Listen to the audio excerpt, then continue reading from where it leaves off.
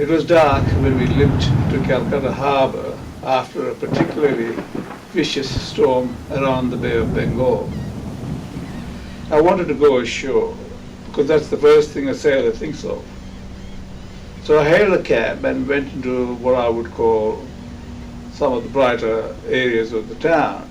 By the time I'd finished with the curry and other things, it was quite late, midnight, or a bit after to be exact. I couldn't find a cab, so I decided to walk across the Howrah Bridge, which can be quite an interesting experience. It was quiet, and when I started there wasn't a soul around. Midway through my walk I felt like a cigarette, so I pulled my packet out and couldn't find a match.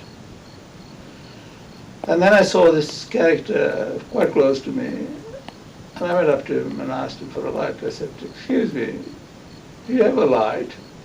And he looked up at me, and suddenly something peculiar struck me about his eyes. They seemed to glow from within.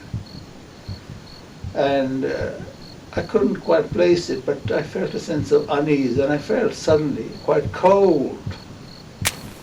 And he lit this match, and I lit my cigarette from that and drew a breath, and I said, "Thank you." And he looked back at me and said, "You're welcome." And in doing so, he lifted his hat off his head.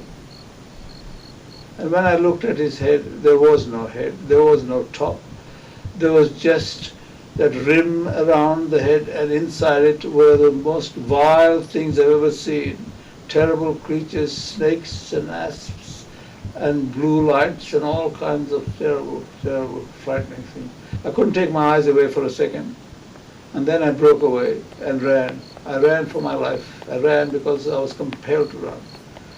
In the end, nearly towards the end of the bridge, I saw another person, and I had to hail him and I had to tell him my terrible experience. So I said to him, I just asked this man across for a light, and he gave me a light and he lifted his hat, and he had no head.